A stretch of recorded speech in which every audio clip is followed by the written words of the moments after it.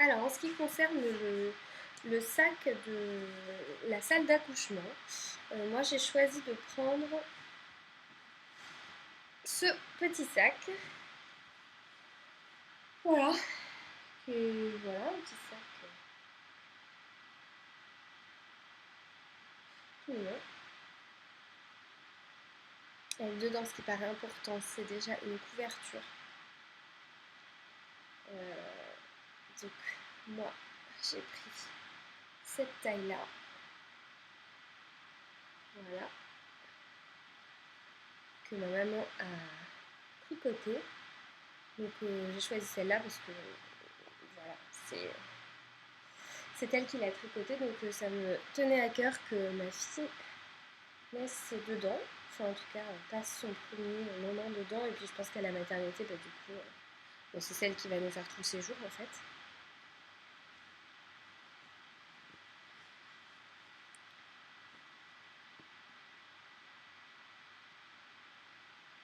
Ensuite, on a le petit sac en tissu. On voit pas très bien. Voilà, le petit sac en soie. Pardon. C'est un petit sac matelassé en soie que j'ai choisi. Enfin, que j'avais en fait. Et qui ne servait pas à grand chose.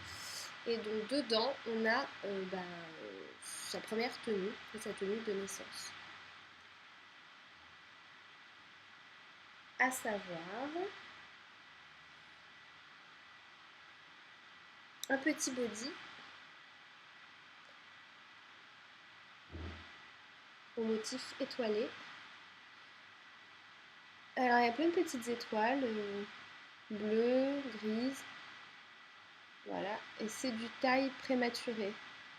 Alors, voilà, alors j'espère que ça va pas être trop petit, mais en même temps, il me la prévoit tellement petite que je me suis résignée à acheter du prématuré parce que, voilà.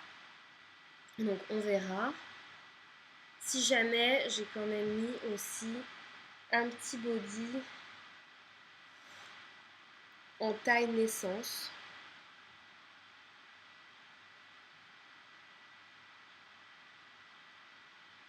Voilà, il est mignon celui-là. En cache-cœur un peu. Sur le devant. Donc ils choisiront en fonction de ce qu'ils trouvent qui va le mieux. Un petit pyjama bon, qui va à la base avec le body. Pareil en taille prématurée, hein, 45 cm. Ça, je pense que ça lui ira. Enfin, on verra. J'ai prévu de toute façon à chaque fois la taille préma et la taille naissance. Donc en taille naissance, j'ai pris le petit body rose avec un petit nounours. Il est tout en velours. On voit pas très bien, mais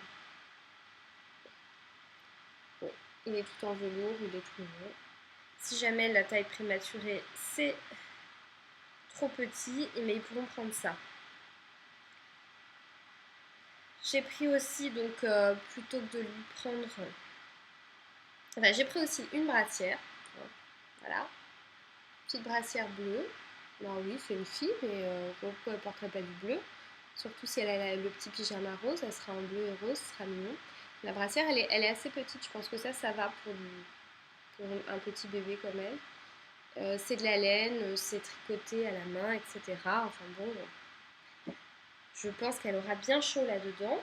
Ils insistent beaucoup sur la brassière. Je ne sais pas s'ils s'en servent vraiment, mais ils insistent beaucoup dessus, donc je l'ai mise. Autrement, j'ai mis aussi ça parce que je le trouvais trop mignon et que c'est une sorte de couverture sous forme de pyjama avec des petites oreilles comme ça. Voilà. Et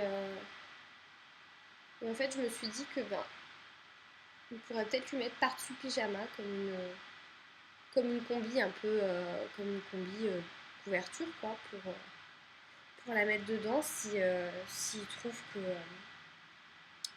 qu'elle a besoin d'avoir chaud et en plus je trouve ça super mignon. Donc voilà, et puis bien sûr forcément le petit bonnet.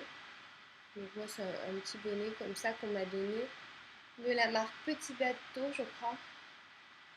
Tout petit bateau. Bon, j'avoue que c'est un tout petit bonnet. Alors ça, je pense que ça lui ira.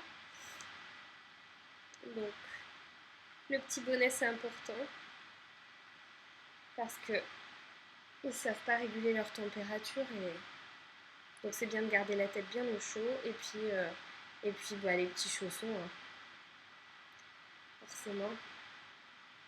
Petits chaussons blancs à mettre par-dessus le par-dessus. Hein. Alors je sais pas si je mets une paire de chaussettes par contre. Peut-être qu'il faudrait. Ah bah j'ai mis, non? J'ai pas mis une paire de chaussettes du coup. Bon, en même temps, dans le pyjama. Bon, on verra. En tout cas, peut-être qu'il faut rajouter une paire de chaussettes.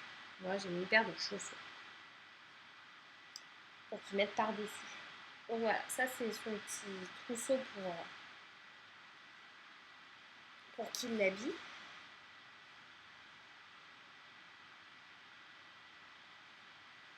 J'essaie de tout bien ranger quand même. Donc ils disent de prendre un brumisateur en salle de naissance. Moi j'ai pas fait ce choix là, j'en ai pas pris parce que le brumisateur que j'ai il est énorme, j'ai pas envie de acheter un. Quoique j'en ai un tout petit dans la trousse de toilette de la petite, donc peut-être que j'utiliserai celui-là. Mais vous pouvez prendre un brumisateur parce qu'apparemment vous n'avez pas le droit de manger, de boire. Et donc apparemment il y en a qui aiment bien se mettre un peu de brume, un peu d'eau sur le visage, dans la bouche, etc. Moi, ça ne fait pas partie de mon sac. Donc voilà pour la tenue. Dans ce sac, j'ai aussi mis pour la salle d'accouchement une petite couche. Voilà, c'était pas spécifié, mais je l'ai quand même mise. Voilà, une toute petite couche, premier âge. Et des grosses couches pour moi. Donc c'est les Always. Les Always. Donc en fait, c'est des grosses couches comme des couches pour bébé que vous enfilez. Super pratique, franchement. Je pense que ça, c'est beaucoup plus pratique que les sous-vêtements jetables en filet qui vous demandent où il faut ajouter des grosses protections, des fois en mettre en superposer deux. Enfin, voilà. Je pense que ça, vraiment, ça peut être une bonne idée. Ça peut être vraiment plus pratique. J'en ai pris deux au cas où. Je sais pas trop pourquoi. Mais il en faudra une, ça c'est sûr. Et ben voilà, hein, on en a terminé pour le sac de naissance. Donc bah, ça tient dans un petit baluchon comme ça. Et au final, et ben, tout est là. Tout est là. La valise avec une partie pour maman, une partie une partie pour papa et maman, une partie pour bébé, mon sac à main avec tout l'administratif, tout le suivi médical et ma trousse de toilette qui ne rentrait pas dans ma valise, avec ma trousse de maquillage aussi et trois bouquins pour s'occuper. J'ai pris un livre de coloriage aussi pour me détendre, de coloriage pour adultes. Et puis mettez bien dedans votre téléphone, un appareil photo, les chargeurs qui vont avec. Il y en a qui disent qu'il faut prendre une multiprise parce que c'est beaucoup plus pratique et qu'au final à l'hôpital il y a souvent une prise et puis vous galérez un petit peu. Mais ça c'est un très bon conseil, je pense que je vais suivre. Ce que j'ai oublié aussi c'est la veilleuse pour le bébé. Donc c'est vrai que c'est bien de prendre une petite veilleuse pour pas avoir juste ou la nuit ou les gros néons de la chambre d'hôpital. Et puis le sac de naissance que je viens de vous détailler là, voilà. Je pense que j'en ai pas trop fait, je pense que j'en ai pas trop pris. Faut toujours se dire quand même que le papa ou la famille peut faire des allers-retours et aller vous chercher des choses qui manquent. Donc il faut pas trop se mettre la pression. Voilà, je pense que c'est suffisant. Dites-moi s'il y a des choses qui vous paraissent manquer ou voilà. Laissez-moi un commentaire sur ce que j'ai pris ou si vous avez des questions. En tout cas, merci à toutes les mamans, les futures mamans qui laissent des vidéos sur notamment la valise de maternité avant l'accouchement et puis celles qui reviennent dessus après l'accouchement pour dire ce qui leur a vraiment servi ou ce qui a été au contraire complètement inutile. Parce que ça m'a bien aidé. Moi, la liste de ma maternité, elle était vraiment, je trouve, pas très précise, pas complète. Donc ça m'a beaucoup aidé. Merci beaucoup et j'espère que ma vidéo pourra aider quelques personnes aussi. juste vous permettre de comparer ce que vous avez mis, ce que vous avez pris, et voilà. Voilà, voilà.